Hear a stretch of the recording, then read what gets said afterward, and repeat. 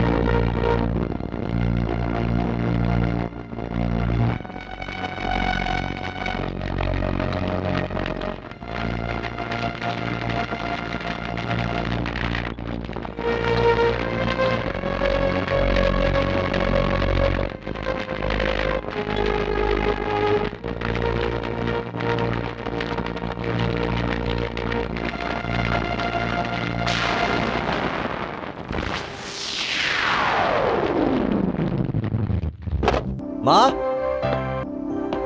মা, আরে বেঁচে থাক বাবা। কি ব্যাপারটা কি? মা, ভগবান তোমার শুনে নিল। তাই কি হয়েছে ওখানে? তোমার ছেলে এপিপি হয়ে গেছে মা। এপিপি? এপিপি মানে অ্যাসিস্ট্যান্ট পাবলিক প্রসিকিউটর।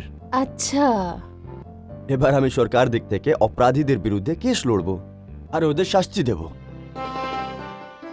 বাবার এটাই স্বপ্ন ছিল না মা, আর সেটা পুরো হয়ে গেল। হ্যাঁ বাবা, ওনার এটাই ইচ্ছা ছিল। উনিও জীবনভর জুলুম আর অন্যায়ের বিরুদ্ধে লড়ে গেছেন। কিন্তু একটা কথা মনে রাখবি বাবা, ন্যায়ের মন্দিরে কখনো সত্যতার আলোর কখনো হাল ছাড়বে না বাবা। হ্যাঁ মা, আমি কথা দিচ্ছি যে আমি প্রাণ দিয়ে দেবো, কিন্তু সততা, বিচার আর সত্যির বিরুদ্ধে কোনোদিন যাব না। হ্যাঁ। প্রসাদ। আগে ঠাকুরকে প্রণাম করে আয় বাবা। আচ্ছা। হ্যালো শর্মা, অ্যাকর্ড হয়ে যাবে, নো প্রবলেম। না না, ওকে, সি ইউ লেটার। হ্যাঁ, বাই। May coming sir? ও প্রকাশ, এসো ভাই এসো। স্যার আমায় আশীর্বাদ দিন। স্যার আপনি তো আমার গুরু আছেন। প্রকাশ, তুমি অনেক ব্রিলিয়েন্ট আর ইন্টেলিজেন্ট আছো। তুমি আশীর্বাদ চেয়েছো, আমাকে গুরু বলেছো, তো আমিও তোমাকে একটা কথা বলবো। দেখো প্রকাশ, আমরা যে জায়গায় দাঁড়িয়ে আছি, এই জায়গা কোনো দলের সম্মান আছে। আগে চালাক তো সেই আছে যে এই দলকে ঠিক মতো পার করে ফেলে। হ্যাঁ, আর সেটা তখন হবে যখন মানুষের হাতে সাকসেসের মজবুত রশিদ থাকবে। বোঝানোর জন্য ধন্যবাদ স্যার, আমি আপনার কথা সবসময় মনে রাখবো। গুড, বসো বসো। বসো প্রকাশ। প্রকাশ, এই কিছু ফাইল আছে, এটা তুমি ভালো করে দেখে নিও।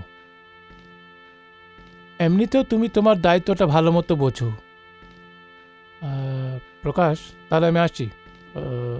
আমাকে জাস্টিস শ্রীবাস্তবের কোর্ট অ্যাটেন্ড করতে হবে, আর 2-4টা জামানতের কেসেস আছে, ওটা তুমি বুঝে নিও। হ্যাঁ। চলো আসছি, বাই।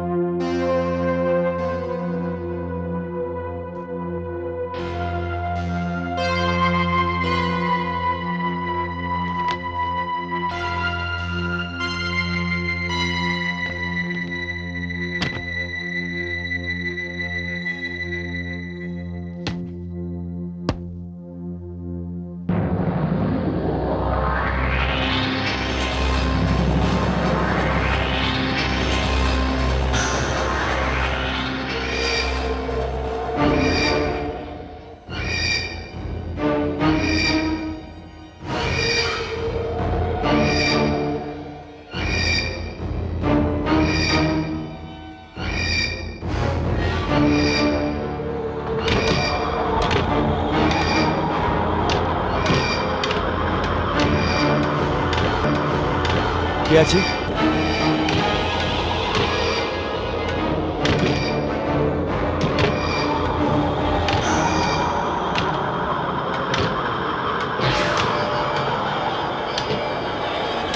কে আছো? আমি জিজ্ঞেস করছি কে আছো? প্রকাশ, প্রকাশ, ইয়েস স্যার। আমি তোমায় কয়েকটা ফাইল দিয়েছিলাম, ওখানে একটা সুন্দরলালের ফাইল ছিল, ওই ফাইলটা আমাকে দিয়ে দাও।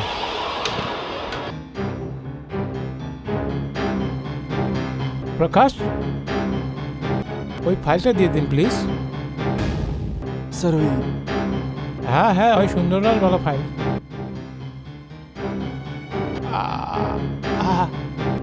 এই তো ফাইলটা। স্যার এই তো সেই ফাইল, দেখো। ওকে,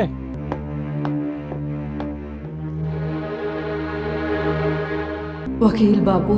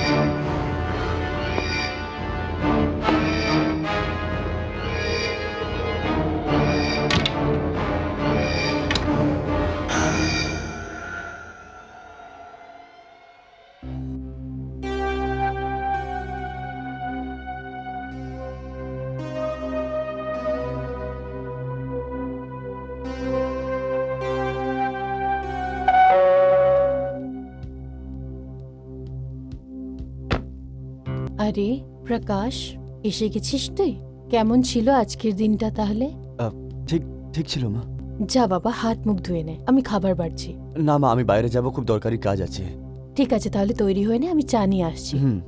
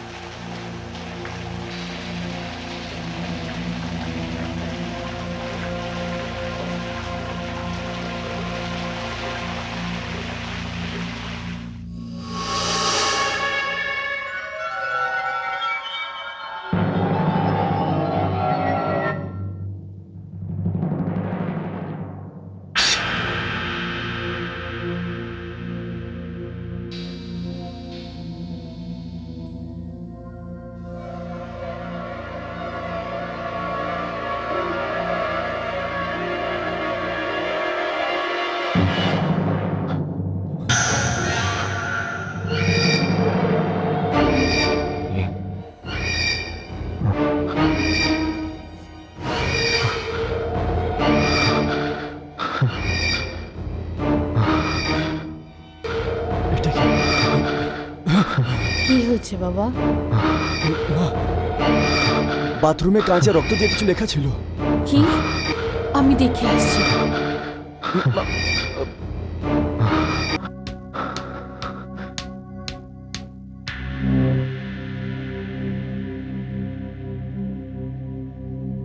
আরে বাবা, এখানে তো কিছুই নেই, কাঁচেতে তো কিছুই লেখা হচ্ছে না।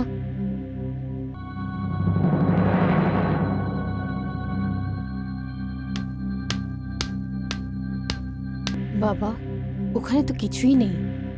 না মা, ওখানে বাবা, এই আদালতে খুন খারাপা ছাড়া আর কিটাই বা হয়? এই সব কথা নিজের মন থেকে বের করে দে। এটা তোর বাড়ি, এটা আদালত নয়। হুম, আরে হ্যাঁ, তুই বাইরে যাবি তাই না? হ্যাঁ। তুই তৈরি হয়ে নে, আমি চা নিয়ে আসছি।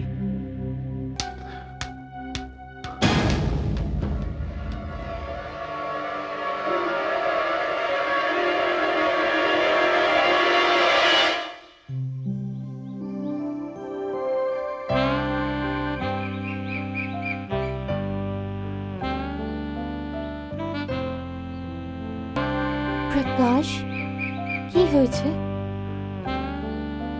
এত চুপচাপ রয়েছো, কোনো কথা বলছো না। আজ তোমার পাবলিক প্রসিকিউটর হওয়ার প্রথম দিন ছিল, আর না কোনো ট্রিটের কথা, না কোনো ডিনারের কথা। কত সিরিয়াস হয়ে তুমি। আরে আচ্ছা, এত সিরিয়াস হয়ে তোমার ট্রিট না দেওয়ার কোনো ধান্দা নেই তো? অ্যান্ড বিলিভ মি, যদি এরকম কিছু থাকে তাহলে আমি তোমায় কঞ্জুস মাক্কি জুস বলে ডাকবো। না অঞ্জলি, এরকম কোনো ব্যাপার নেই। তাহলে কি হয়েছে? অঞ্জলি, তোমার মনে আছে আজ থেকে 6 মাস আগে আইন কোমলসুরি নামের একটা মেয়েকে মৃত্যুর শাস্তি দিয়েছিল, মনে আছে? হ্যাঁ, মনে আছে আমার। খুব সনসনি ছড়িয়ে গেছিল এই খবরটাতে। একটা মেয়ে হয়েও এরকম একটা অপরাধ করেছিল, আর সেটার শাস্তিও পেয়েছিল ও। কিন্তু প্রকাশ, এই আমাদের ডিনারের মধ্যখানে কোমলসুরি কোথা থেকে এলো? অঞ্জলি, আজকে সকাল থেকে আমি একটা বিপদে আছি এই ব্যাপারটাই নিয়ে। এটা কি করে? অঞ্জলি, আজকে অফিসে আমি আমার কেসের ফাইল দেখছিলাম, ওই ফাইলে স্টেট ভার্সেস সুন্দরলাল লেখা ছিল, আবার ওটা নিজেতেই মুছে গেল হঠাৎ। আর ওটাতে রক্ত দিয়ে লেখা ছিল স্টেট ভার্সেস কোমলসুরি। এসব কি প্রকাশ? তোমার মাথায় প্রথম দিন থেকে এপিপি ঢুকে গেল? প্লিজ অঞ্জলি, বিলিভ মি, আমি সত্যি বলছি। ওই ওই ফাইলটা সুন্দরলালই ছিল। ইট ওয়াজ সুন্দরলালস ফাইল। আচ্ছা, এইসব কথা ছাড়ো। আজকে যখন আমি স্নান করছিলাম তখন ওয়াশরুমের কাঁচেও লেখা ছিল, আর নিজেতেই মুছে গেল। এইসব হচ্ছেটা কি?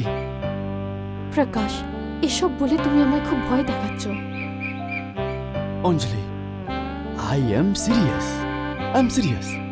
দেখো প্রকাশ, আমি যদি কোনো সাইকিয়াট্রিস্ট হতাম আমি তোমায় বলতে পারতাম কি ব্যাপার। কিন্তু যতদূর আমার মনে হয় যে কখনো কখনো মানুষের মনেতে অনেক কিছু গেঁথে থেকে যায়, সেগুলো বের করে ফেলা ভালো হয়। প্রকাশ, শোনো, এদিকে দেখো। এইসব কথাগুলো, চিন্তাকে, ভাবনাকে নিজের মন থেকে বের করে ফেলো। আর আজকের এই শুভ দিনেতে নিজের প্রেমিকাকে একটা সুন্দর টেস্টি চাইনিজ ডিনার করাও। চলো খেতে যাই। চলো।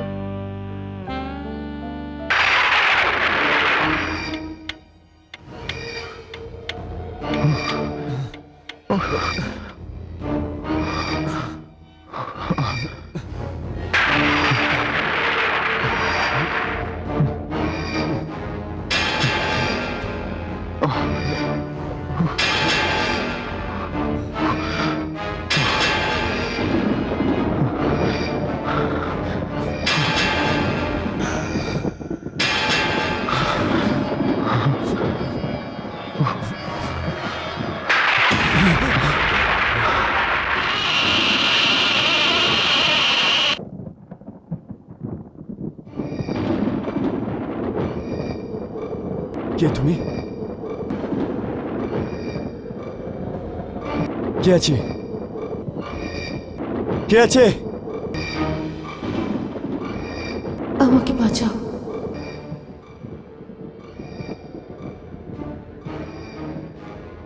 কে আছে? আমাকে বাঁচিয়ে নাও বাবু, আমার সাহায্য করো। আমার নাম কোমলসুরি।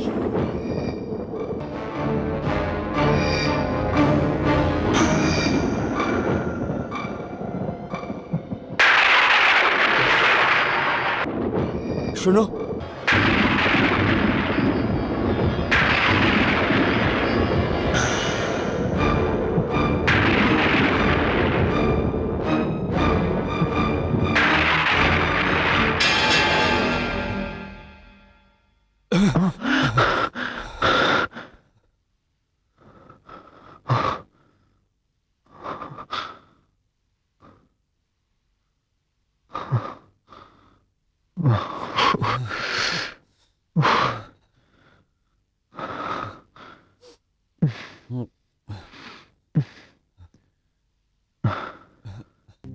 বাবা, এটা তুই কি বলছিস?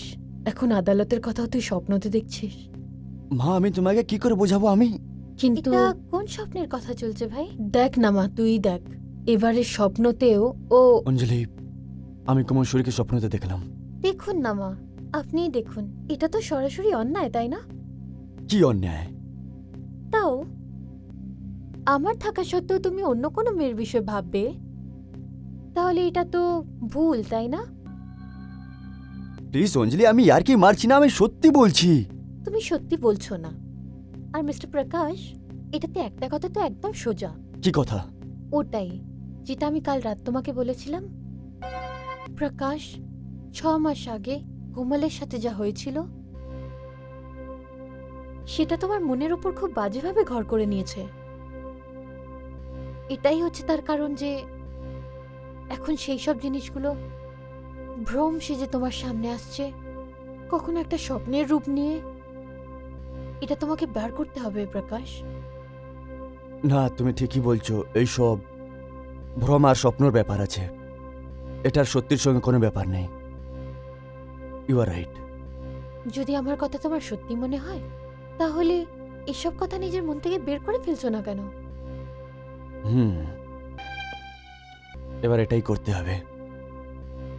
যাই হোক, আমাকে তাড়াতাড়ি আদালতে যেতে হবে। পুলিশ একটা বিপজ্জনক অপরাধীকে ধরেছে, আর ওকে পুলিশ রিমান্ডে নিতে হবে। শুনেছি ওর বড় লোকের সঙ্গে খুব জানাশোনা আছে। ঠিক আছে, আমি যাচ্ছি মা। চলো, তুমি যাও, কিন্তু আমি তো মায়ের সাথেই বসবো এখন। আরে বাবা, এসব বসাবসি তো হবে। তোমরা দুজন তাড়াতাড়ি বিয়ে করে এই ঝঞ্ঝটটাকে শেষ করো। যাই হোক, আমি আগে ওই ঝঞ্ঝটটাকে দেখে নিই, তারপর। আচ্ছা, আয় মা। আসছি। অঞ্জলি মা, দুদিন ধরে ওর কথা শুনে আমার তো খুব ভয় করছে। আপনি কেন চিন্তা করছেন মা? কখনো কখনো জীবনে এরকম হয়ে থাকে, কিছু কিছু জিনিস মনেতে ঘর করে বসে। কিন্তু মা, প্রকাশ একদমই ভীতু নয়। এমনিতেও ভ্রম আর স্বপ্ন তো ভুলে যাওয়ারই জিনিস হয়।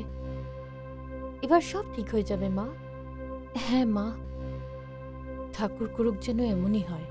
চলুন মা, ব্রেকফাস্ট করে নিন। চলো।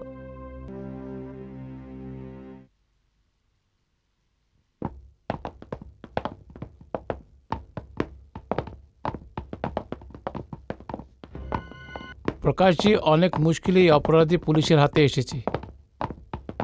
এর জামিন হওয়া উচিত নয়। ইন্সপেক্টর, আপনি চিন্তা করবেন না। আমার মনের এইরকম অপরাধীর জন্য কোনো মোহ মায়া নেই। যে দেশের অপরাধী, আইনের শত্রু, এই সমাজের শত্রু। আগে ডোন্ট ওয়ারি, ওর জামিন হবে না।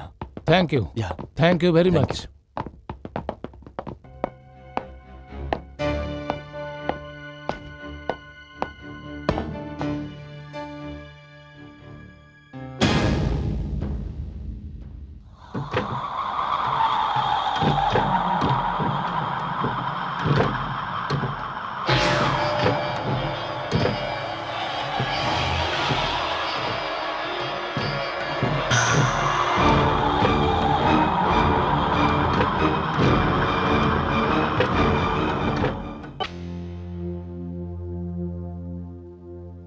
মিস্টার প্রকাশ,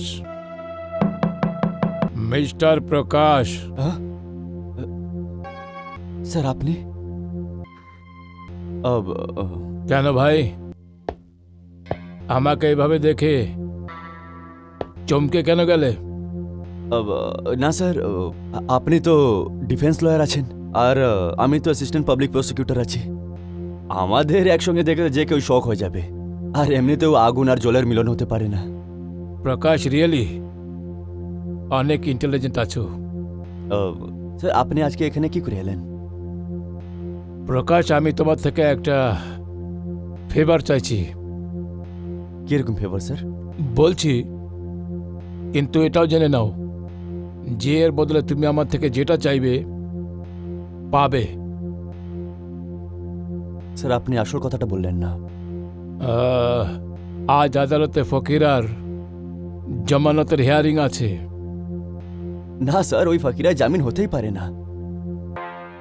পুলিশ তো ওকে অনেক কষ্ট করে ধরেছে, আর এখন পুলিশের কাছে অনেক প্রমাণ আছে, আর এখন আরে ভাই, এসব আমি জানি। এই জন্য আমি চাই যে তুমি আদালতে ফকিরার জামানতের বিরুদ্ধে বেশি জোর দেবে না।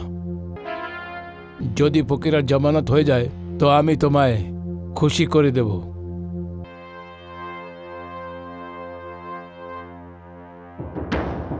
উকিল বাবু,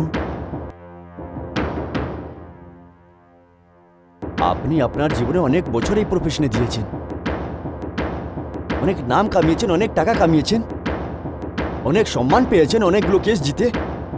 আজকে আপনি সেই অপরাধীর জন্য ভালো কথা বলতে বলছেন? না মিস্টার প্রকাশ, এমনটা নয়। এই কথাটা তো আমরা ভালোভাবে জানি।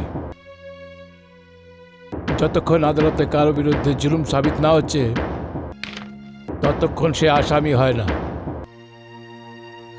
আর এখন পর্যন্ত ফকিরের বিরুদ্ধে কোনো মামলা প্রমাণ হয়নি। আসামি নয়, অভিযুক্ত।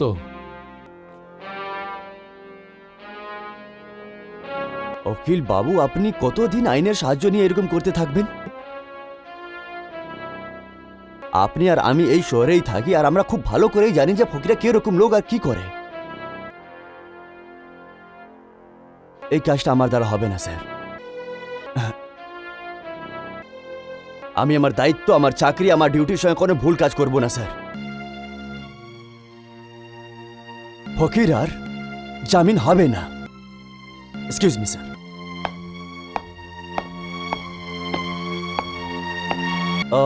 স্যার আপনার জন্য চা পাঠাবো? আমি এখানে চা খেতে আসিনি। Thank you very much.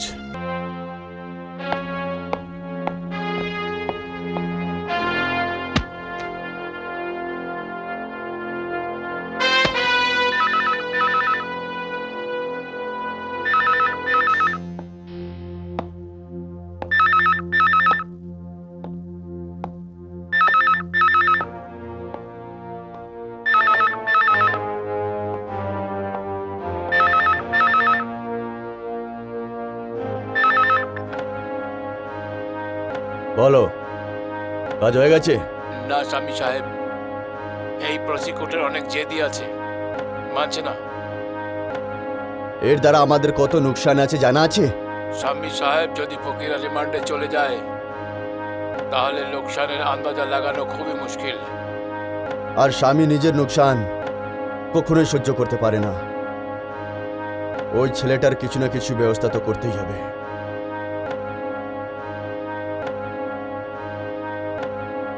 Assistant public prosecutor.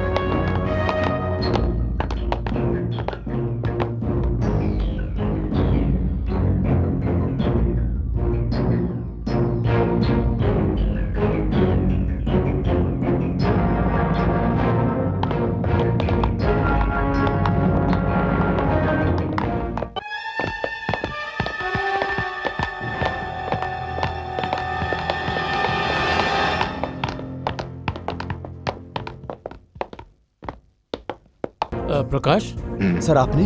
হ্যাঁ দেখো প্রকাশ, এই ফাইলটা আমাকে দিয়ে দাও, এই কেসটাকে আমি দেখব। স্যার এটা কি বলছেন আপনি? আপনার আমার পড়াশোনার উপরে সন্দেহ আছে? এমন ব্যাপার নয় প্রকাশ, আসলে তোমার বাড়ি থেকে ফোন এসেছে, তোমার মায়ের অ্যাক্সিডেন্ট হয়ে গেছে আর তোমার এই সময় ওখানে যাওয়া খুবই দরকার। দিন এই ফাইলটা আমাকে দিন, এই কেসটা আমি দেখে নেব।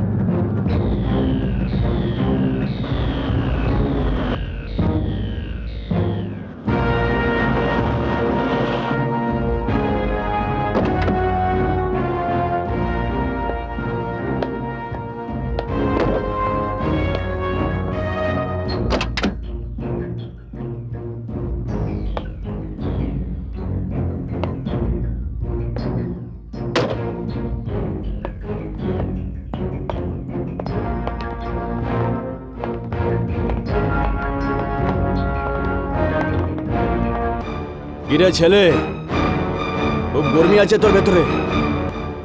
তোর কি মনে হচ্ছে তোর সত্তা দিয়ে চলবে এই দেশ? হ্যাঁ দেখুন, আমি জানি না আপনারা কি, কিন্তু এই সময় আমি খুব তাড়াতে আছি, সরে যান আপনারা। চিৎকার করিস না, ওই ফোনটা আমি করিয়েছিলাম। আর শোন, তোর বুড়ি মায়ের অ্যাক্সিডেন্ট করিয়ে আমার কি লাভ হবে? হ্যাঁ, যদি তুই মরে যাস তাহলে ফকিরার জামিন অবশ্যই হয়ে যাবে। ও তাহলে এইসব আপনি অপরাধীকে বাঁচানোর জন্য করেছিলেন? কে হচ্ছেন আপনারা? তুই স্বামীর বিরুদ্ধে কাজ করে ভালো করিসনি, এবার তুই এই শহরে থাকতে পারিস না। তুই যে এরকম মানুষ, তোর তো হাত পা ভাঙলেও কাজ হবে না, তোকে তো সোজা উপরেই পাঠাতে হবে। এই দেখছিস কি তোরা, আমি যেই যাই একে শেষ করে দে।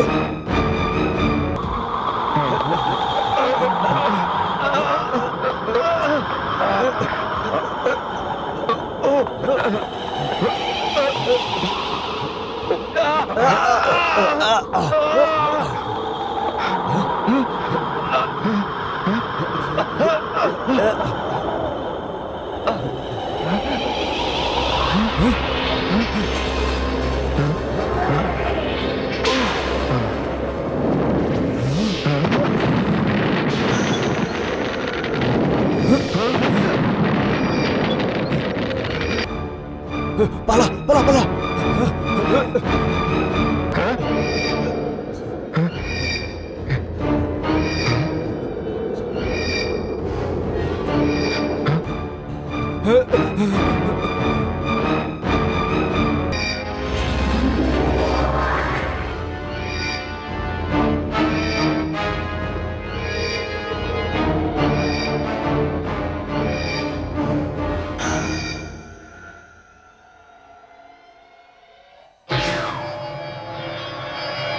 তুমি? হ্যাঁ আমি হলাম কোমল সুদু। হ্যাঁ, 6 মাস আগে আমাকে মৃত্যুদণ্ড দিয়েছিল। আইন এটা ভাবছিল যে আমায় ন্যায় দিয়েছে, কিন্তু আইন এটা জানে না যে আমাকে হত্যা করা হয়েছে। হোয়াট? এটা কি বলছো তুমি? This is not possible. তোমার হত্যা কি করে হতে পারে? কেন হতে পারে না? এটা আলাদা ব্যাপার। যে হত্যাকারী আমার হত্যার জন্য এমন একটা অস্ত্রর ব্যবহার করে যা দিয়ে আমাকে তো মেরে ফেললো, কিন্তু খুনি খুবই সহজে বেঁচে গেল। তোমার এই ধান্দাটা আমি বুঝতে পারছি না। এই ধাঁধাটারই তো সমাধান করার জন্যে আমার আত্মা আজও ঘুরে বেড়াচ্ছে। যদি কোনো মানুষকে, নিরীহ মানুষকে ফাঁসির সাজা দিয়ে দেওয়া হয়, তাহলে সেটাকে কি বলবে? শাস্তি নাকি হত্যা? এই কথাটা আমি বিশ্বাস করতে পারছি না। আমি নিজেরই তোমার কেসের প্রসিডিংয়ে খুব ভালো করে পড়েছি। আর হ্যাঁ, তুমি নিজের অপরাধ স্বীকার করেছিলে আদালতে, তাই না? হ্যাঁ, আমি আমার দোষ স্বীকার করেছিলাম। তাহলে তুমি আইনকে কি করে দোষী বলতে পারো? আমি আইনকে দোষ দিচ্ছি না, আমি সেই মানুষটাকে দোষী বানাচ্ছি যে আমাকে এই দোষটা স্বীকার করতে বাধ্য করেছিল। যদি কেউ তোমায় অপরাধ স্বীকার করার জন্য বাধ্য করেছে, তাহলে সে অবশ্যই তোমার অপরাধী। কে আছে ও? তার নাম হলো অ্যাডভোকেট ভুরেলাল। ওই অ্যাডভোকেট ভুরেলাল? কিন্তু ওই তো তোমার ডিফেন্স লয়ার ছিল। ও তোমার খুনি কি করে হতে পারে? এটাই তো আমি তোমাকে বলতে চাই, আর সেই জন্যেই বারবার আমি তোমার কাছে এসেছি। আমি চাই যে তুমি এই সত্যিটাকে বোঝো, আমার সাহায্য করো। এই কথাটা আগের অক্টোবরের দশেরার দিন ছিল, আর পুরো শহরে ডান্ডিয়া নাচের মাহল চলছিল।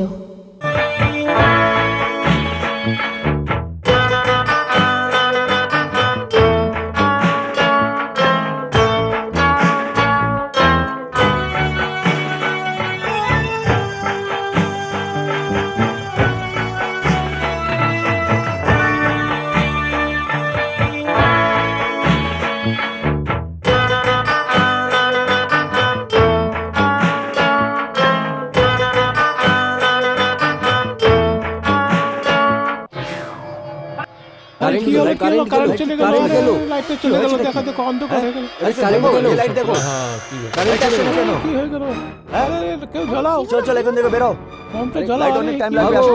পালাও, চলো দেখো, পালাও। দেখো, দেখো। হলো? হ্যাঁ চলো। লাইটটা জ্বালাও কেউ ভাই। পালাও পালাও, সবাই পালাও এখান থেকে। আরে আরে, কি হলো? কি পড়ে গেল? আরে চলো চলো, কিছু হয়েছে মনে হচ্ছে। কি ব্যাপার? এই তাড়াতাড়ি আহ,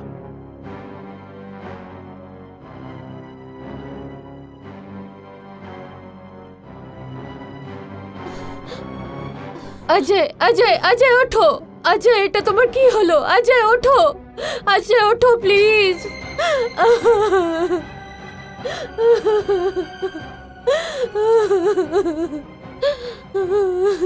কোমল, এটা এটা তুমি কি করলে? অজয়ের খুন করে দিলে? না না, আমি আমি কিছু করিনি। আমি জানি না এসব কি করে হলো। তুই আমার হাসি খুশি জীবন সহ্য করতে পারলি না। অজয়, তোর হলো না সেই জন্য তুই এভাবে ছিনিয়ে নিলি। তুই মহিলা না, তুই ডাইনি। আমি জানি না এসব কি করে হলো। আমি কিছু করিনি। আমি সত্যিই জানি না এসব কি করে হলো। আমি কিছু করিনি। কি পেলে তুমি আমার সংসার নষ্ট করে? আমি আমার মেয়ের জীবন এরকম বরবাদ হতে দেখতে পারবো না। আমি তোমায় ছাড়বো না। এই ছাড়ো, আমি ছাড়ো, তোমায় ছাড়ো। মেরে ফেলবো। ছেড়ে দিন আপনি। ছাড়ো আমাকে, ছাড়ো। আমি ছাড়বো না, মেরে ফেলবো। বিশ্বাস করুন, এই খুনটা আমি করিনি। আমি জানি না এই খুনটা কি করে হলো। চুপ থাকো। তুমি যদি খুন না করো তাহলে কে করেছে? আমি জানি না। অজয়ের লাশের পাশে তুমি পিস্তল নিয়ে দাঁড়িয়েছিলে, আমি সত্যি আর ওই জানি না, পিস্তলে তোমার হাতের নিশান ছিল। আমি কিচ্ছু জানি না। আর আমরা এটাও জানতে পেরেছি যে অজয় মাকওয়ানার সঙ্গে তোমার কিছু সম্বন্ধ ছিল, প্রেমী ছিল ও তোমার। কিন্তু ও আমাকে ভালোবেসে ঠকিয়েছে। টাকার লোভে পড়ে ও আমার ভালোবাসাকে অস্বীকার করেছে, আর ও কুমার স্বামীর মেয়ে আলকার সাথে বিয়ে করে নিল। ব্যাস, এই কথাটা তুমি সহ্য করতে পারলে না, আর ডান্ডিয়াতে অজয়কে নিজের বউয়ের সঙ্গে ডান্স করে দেখে তোমার মনে ঘৃণা ভাবনা জেগে উঠল। না, এটা তো কোইন্সিডেন্স ছিল যে ওই সময় লাইট চলে গেল, আর সেটাই সুযোগ তুলে তুমি ওই পিস্তলটা দিয়ে অজয়কে তুমি খুন করে দিলে। না, না, না।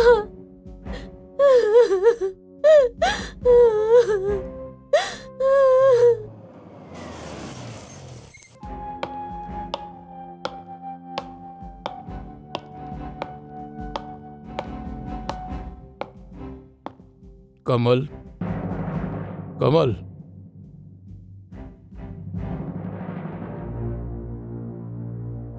Uncle, uncle. হ্যাঁ মা, যখন আমি জানতে পারলাম যে তোমাকে অজয়ের কেসে গ্রেপ্তার করেছে, তো আমি নিজেকে আটকাতে পারিনি। আঙ্কেল, পুলিশে আমাকে অজয়ের খুনের দায়িত্বে গ্রেফতার করেছে। আই নো মা, জানি আমি, তোমাকেও আর ওই অজয় মাকওয়ানাকে। কিন্তু আঙ্কেল, সবাই এটা ভাবছে যে এই খুনটা আমি করেছি। তুমি একদম চিন্তা করবে না মা, পুলিশ যেই এফআইআর দর্জ করেছে ওটা আমি দেখে নিয়েছি, আর আমি সেই পিস্তলটাও দেখে নিয়েছি যেটাকে পুলিশওয়ালা তোমার আঙ্গুলের চিহ্ন হওয়ার দাবি করছে। আমি জানি না আঙ্কেল যে ওই পিস্তলটা আমার হাতে কি করে এলো। মা,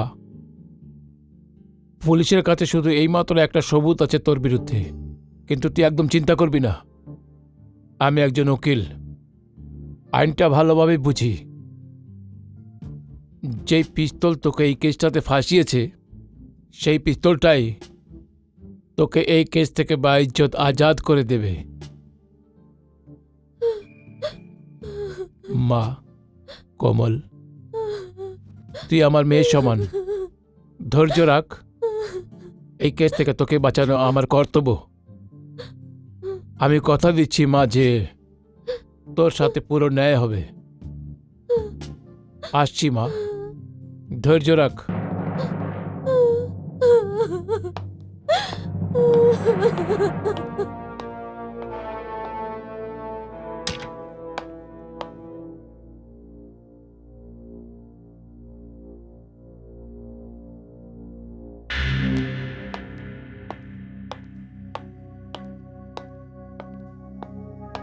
এক্সকিউজ মি, আপনি আমার চেয়ারে বসেছেন।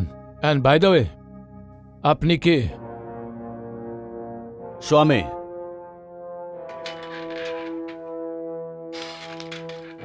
লোকেরা কুমার স্বামী বলে আমাকে। আচ্ছা, তো আপনি হচ্ছেন স্বামী। অনেক নাম শুনেছি আপনার, দর্শন হয়নি। বলুন এখানে আসার কষ্ট কেন করলেন? আসতে হয়, জল চেষ্টা পেলে কুমার কাছে আসতে হয়। আমি বুঝলাম না। ভুরেলাল, আপনি তো জানেন যে কালকে রাত্রিবেলা যার খুন হয়েছে ও আমার জামাই ছিল। জানি, ভালোভাবে চিনি। যদি আপনি এই ব্যাপারে এখানে এসেছেন, তো একটা কথা আপনাকে আমি পরিষ্কার বলে দিতে চাই যে আমি ওই নির্দোষ মেয়ে কমল সুরির ডিফেন্স কাউন্সিল আছি। ভুরেলাল জি, এখন কেস তো শুরু হয়নি, আর আপনি সেই মেয়ে কোমল সুরি যে আমার জামাইয়ের খুনি আছে ওকে নির্দোষ প্রমাণ করে দিলে। আমি কি প্রমাণ করব কমল সুরি নির্দোষ আছে? আর পুলিশ ওকে এইভাবে হয়রান করে ওকে এই কেসে ফাঁসিয়ে অনেক বড় ভুল করেছে। আর কালকে তো আমি আদালতে পুলিশের এমন ধজিয়া ওড়াবো যে সারা জামানা তামাশা দেখবে। আর এটা প্রমাণ করতে আমার একদম দেরি লাগবে না। এক ভলি ভালি সিধে সাধে নির্দোষ মেয়ের কাছে একটা জার্মান রিভলভার কি করে আসতে পারে, আর সেটাও বিনা লাইসেন্সে, যখন কি এমন ভয়ঙ্কর হাতিয়ার শুধু আন্ডারওয়ার্ল্ড ওয়ালের কাছেই থাকে। ভুরেলাল, ধরে নিন যে এই কেসটা আপনি জিতে ওই মেয়েটাকে বাঁচিয়ে নিলেন, তাহলে আপনি কি পাবেন? শুধু নাম, আর কিছু না? আপনি আমার সম্বন্ধে অনেক চিন্তিত আছেন, কারণটা জানতে পারি?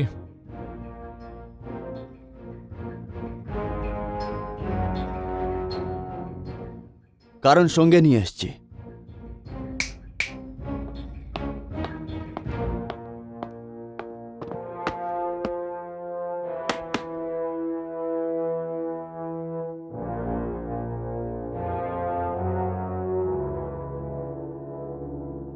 স্বামী সাহেব, এটা তো শুধু গুড লাক ভুরেলাল। আমি তো আপনার ফিস তখন দেব যখন আপনি এই কেসের ফয়সলা আমার পক্ষে করবেন। কিন্তু স্বামী সাহেব কমল এই খুন করেনি, আর আমি পুরো বিশ্বাস করি যে ও নির্দোষ আছে। কে খুনি আছে আর কে দোষী, এটাতে যদি আপনি না পড়েন তাহলেই ভালো। ভুরেলাল, মানুষ হতে যেই মজা আছে সেই মজা ভগবান হলে নেই। ফয়সলা আপনার হাতে।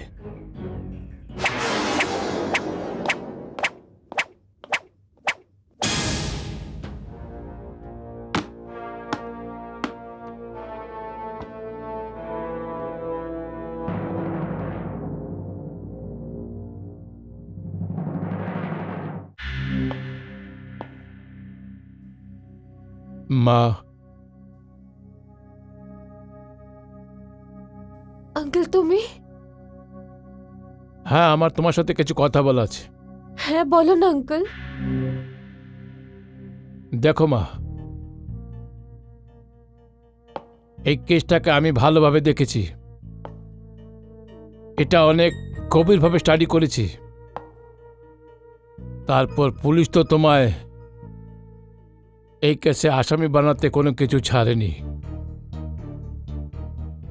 তোমার আর অজয় সম্বন্ধে তো পুরো দুনিয়া জানে, আর পুলিশ এই ব্যাপারটাকে মুদ্দা বানিয়ে এই কেসটা পেশ করেছে। তারপর পিস্তলের ওপর তোমার আঙুলের চিহ্ন, আর তোমার বিরুদ্ধে একটা নয় বরং অনেকগুলো সাক্ষী আছে, যারা রাতের অন্ধকারে গুলির আওয়াজ আর অজয়ের চিৎকার শোনে, তারপর আলোতে তোমার হাতে পিস্তল আর অজয়ের লাশ রক্তাক্ত অবস্থায় দেখে। কিন্তু এবার আবার কি হবে আঙ্কেল? তুমি তো বলেছিলে যে আমাকে বাঁচিয়ে নেবে। বিশ্বাস করুন আঙ্কেল, আমি এটা করিনি। আমার ঠাকুর জানে যে আমি এই খুনটা করিনি। জানি আমার সোনা, সব কিছু জানি, এই জন্য তত চিন্তিত আছি। এই বিষয়ে অনেক সিনিয়র উকিলের সাথেও কথা বলেছি, আর আমার এক জাজ বন্ধুর সাথেও পরামর্শ করেছি, আর আমি এই কনক্লুশনে পৌঁছেছি যে এই কেসে তোমায় বাঁচানোর শুধু একটাই রাস্তা আছে। রাস্তা? সেটা কিভাবে আঙ্কেল? দেখো মা, এখন তোমার পুরো অধিকার আছে আমার কথা মানা বা না মানা। আগে বলেই তো দেখুন আঙ্কেল, ব্যাপারটা কি? তোমার কথা শুনবো না সেটার প্রশ্নই ওঠে না। একজন বাবা কি তার সন্তানের খারাপ চাইতে পারে? বলো আঙ্কেল, কি করতে হবে? মা, তোমায় বাঁচানোর শুধু একটাই রাস্তা আছে আমার কাছে, আর ওটা এটা আছে যে তোমায় এই অপরাধ স্বীকার করে নিতে হবে। কি? অ্যাডভোকেট ভুরেলালের কথা শুনে আমি এই অপরাধটা স্বীকার করে নিই। সরকারি উকিল আমার ওপর শকুনের মতন ঝাঁপিয়ে পড়ে। মনে হচ্ছিল যেন এরা আমার অপরাধের স্বীকার করার জন্য অপেক্ষা করছিল, প্রশ্নের ফোয়ারা ছড়ছিল। আমি চুপ করে রইলাম। তারপর আদালত নিজের মতামত শোনালো। মহিলা সমাজকে জন্ম দেয়। মহিলা মা আছে, আরও বোন আছে, মহিলা মেয়েও আছে। কিন্তু যখন এই মহিলা খুনি হয়ে সমাজের সামনে দাঁড়িয়ে যায়, খুন করে দেয়, এমন মহিলা কোনো সহায়তার যোগ্য থাকে না। मुजरिम कोमल सूरी, এই আদালত মিস্টার অজয় মখওয়ানার কতলে জুর্মে তাজের আতেহীন 302 की तहत তোমাকে সজায় মত দেওয়া হচ্ছে।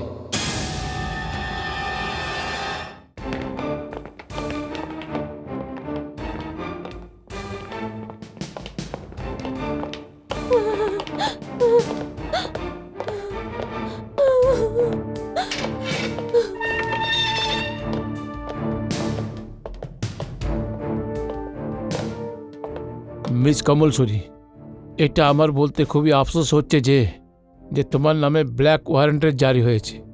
আদালত যে সাজাটা তোমার জন্য সিদ্ধান্ত নিয়েছে সেটা পূর্ণ করার সময় এখন এসে গিয়েছে। আজ সকাল ঠিক 5:30টার সময় তোমাকে এখান থেকে নিয়ে যাওয়া হবে। যদি তোমার কোনো বিশেষ অন্তিম ইচ্ছা থাকে তবে বলে দাও। আমি কিছু করিনি, আমি কিছু করিনি। না,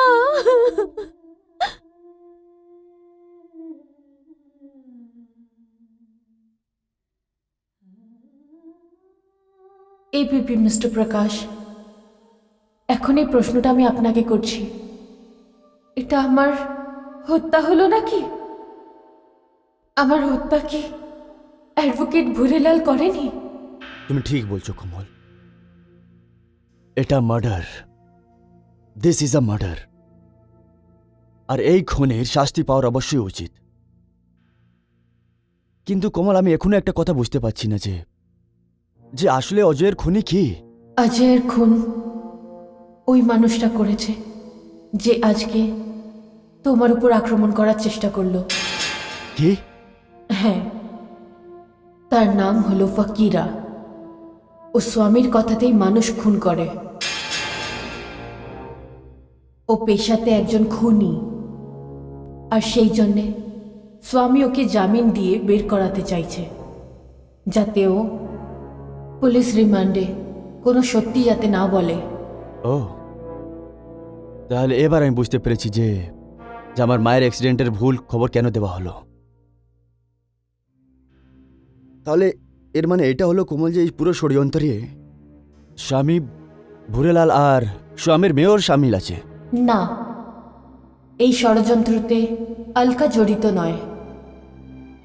বরং ও তো এটাও জানে না যে অজয় ওর বাবাকে ব্ল্যাকমেল করত, আর সেই জন্যেই উনি ওকে নিজের রাস্তা থেকে সরিয়ে ফেলে। এবার আমি পুরো কথা খুব ভালোভাবে জেনে গেছি। কাশ যদি আজকে আমি আদালতে থাকতাম তাহলে ফকিরা জামিন হতে দিতাম না। এখনো সবকিছু নষ্ট হয়ে যায়নি। এটাও একটা অদ্ভুত কোইন্সিডেন্স যে ম্যাজিস্ট্রেট মোহন কুমার আজকে আদালতে আসতে পারেনি। এবার ফকিরার জামিনের কেস কাল শুরু হবে।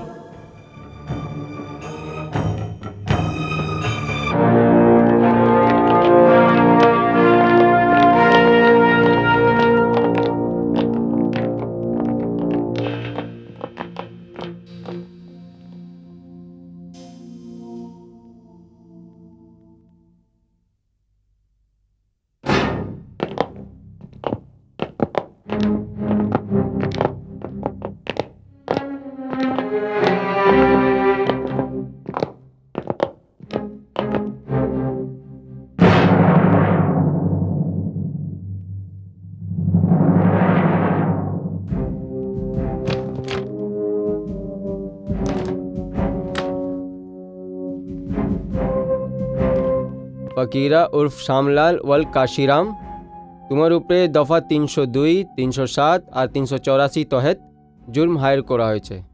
তোমাকে কি এই জুর্ম কবুল আছে? এক্সকিউজ মি ইওর অনার, এর আগে কি সরকারের উকিল সাহেব কিছু বলুক? আমি আদালতে একটা দরখাস্ত করতে চাচ্ছি। আমি অজানা নির্দোষ ফকিরা ডিফেন্স কাউন্সিল। খুব অদ্ভুত ব্যাপার ইওর অনার, যে আজকে শহরে যখনই কোনো ঘটনা ঘটে তো পুলিশ কোনো কমজোর ব্যক্তিকে ধরে তার উপর মিথ্যা ইলজাম লাগিয়ে তাকে আদালতের সামনে পেশ করে দেয়। কিন্তু এই বেচারা ফকিরা তো একজন খুবই সিধাসাধা ব্যক্তি আছে। ইওর অনার, আমি এটা চাই না যে পুলিশের সাথে কোনো অন্যায় করুক, একে জবরদস্তি কিছু করানোর চেষ্টা করুক।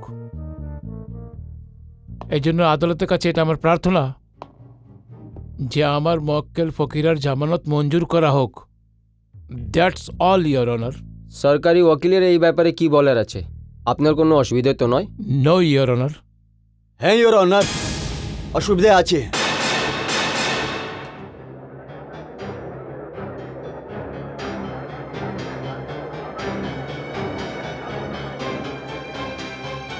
Sorry sir.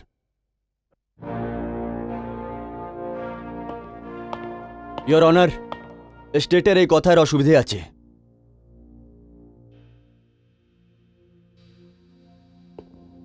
মেলর্ড, আমি assistant public prosecutor Ashok Goswami, আর এই কেসে আমি স্টেটকে রিপ্রেজেন্ট করছি।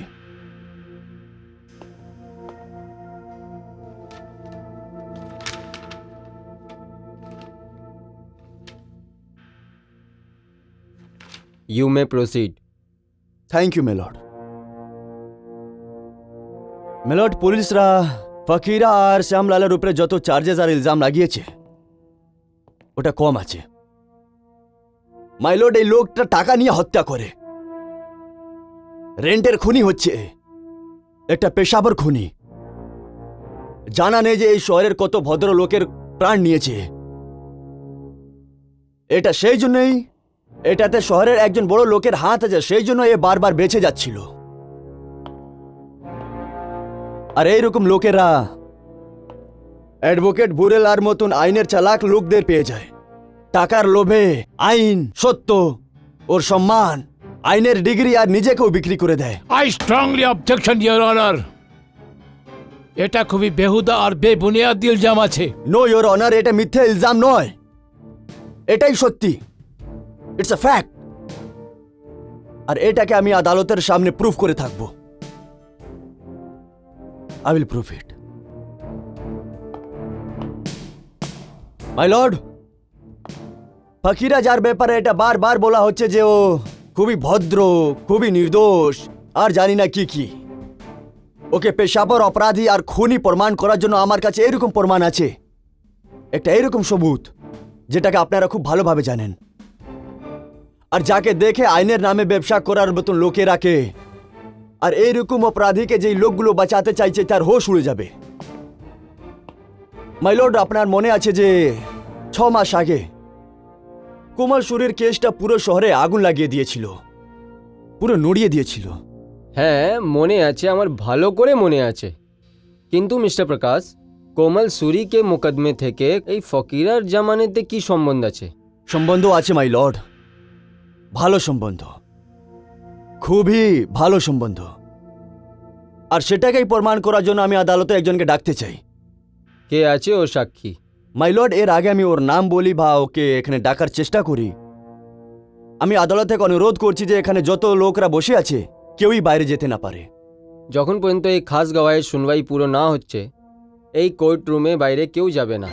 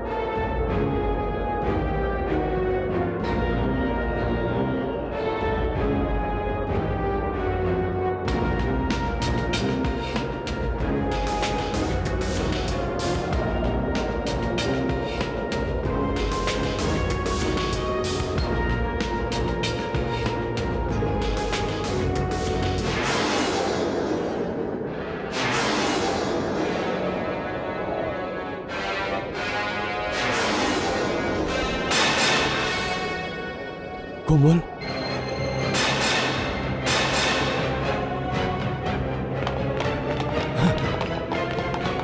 Arrest them!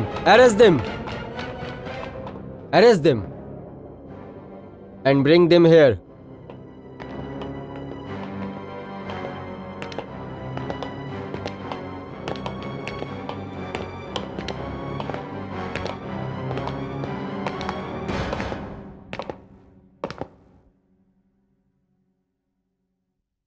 আমার নাম হলো কোমল সুরি, যাকে পুলিশরা আগের অক্টোবরে অজয় মখওয়ানার খুনের দায়িত্বে গ্রেফতার করেছিল।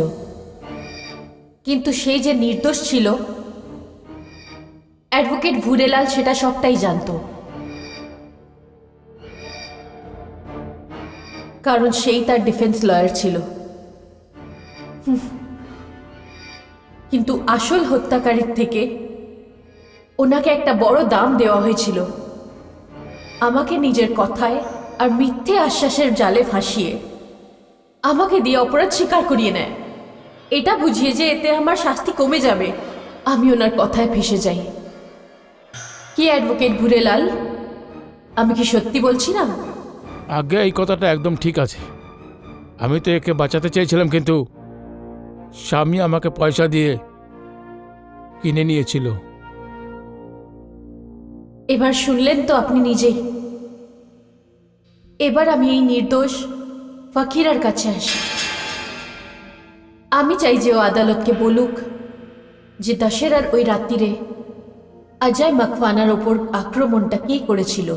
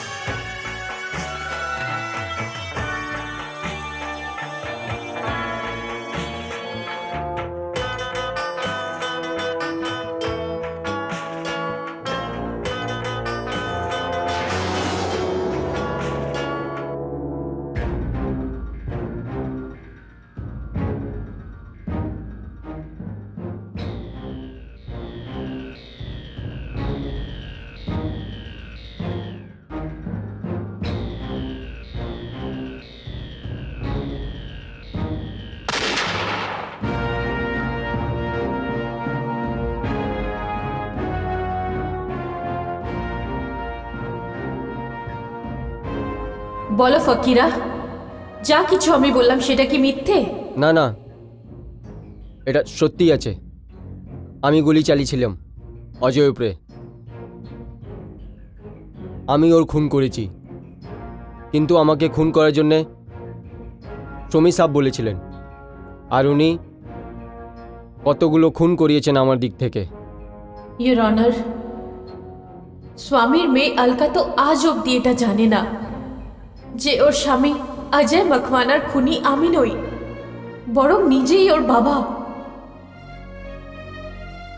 কি স্বামী, এই কথাটা কি সত্যি নয়? এটা সত্যি। আমি বলেছিলাম তাই ফকিরা এসব করলো। ইয়োর অনার, এরা সবাই আপনার অপরাধী। এরা নিজের অপরাধের স্বীকারও করে নিয়েছে। ইয়োর অনার, এরা সবাই ওই মানুষ যারা আমার থেকে আমার নিরীহ জীবন কেড়ে নিয়েছে। এরা নিজের টাকার জোরে, নিজের স্ট্যাটাসের জোরে, নিজের পেশার জোরে আইনকে বিভ্রান্ত করে। এরা সমাজের শত্রু, দেশের শত্রু, এরা আইনের শত্রু। এরা ইয়োর অনার, ইনি হলেন মিস্টার স্বামী, যিনি ফকিরার জামিনের জন্য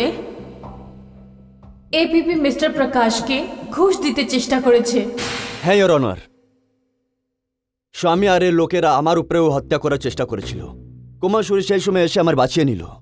এই সমাজে স্বামী আর ফকিরার মতন লোক আইনের অপরাধী হয়, কিন্তু অ্যাডভোকেট ভুরেলালের মতন লোক, এরা হলো সেই রকম লোক যাদের জন্য সমাজে ন্যায়ের মর্যাদা পালন হওয়া উচিত। ইয়োর অনার, যদি অ্যাডভোকেট ভুরেলাল চাইতো তাহলে আমাকে বাঁচাতে পারতো। এটা প্রমাণ করেছে আমার মতন একটা মেয়ের কাছে জার্মান রিভলভার কি করে আসবে, কিন্তু উনি এটা করেননি। ইয়োর অনার, একটুকু টাকার লোভে একজন ভগবান রাক্ষস হয়ে গেল, আমার থেকে আমার জীবন কেড়ে নিল। এইরকম মানুষেরা ক্ষমার যোগ্য নয়।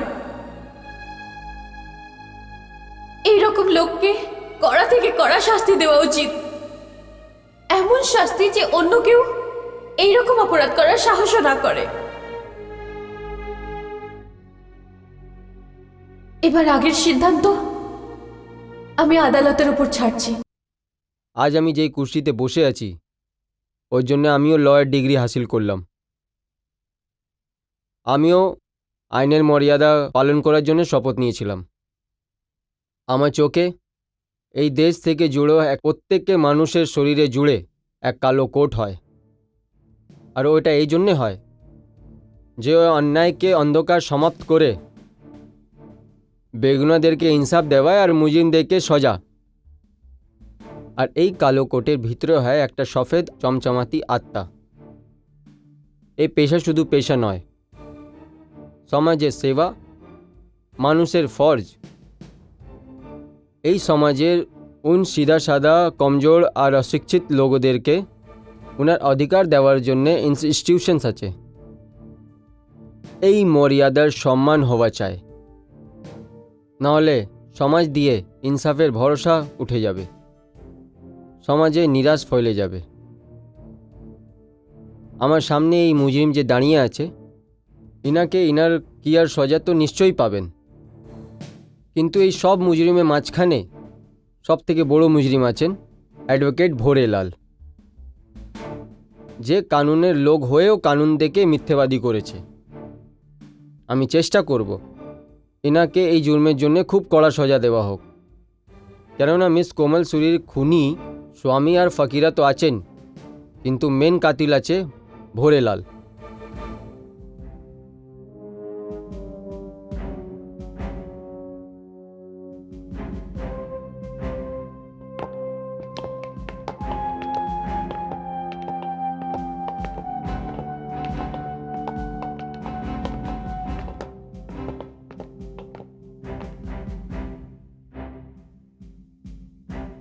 The court is adjourned for the day.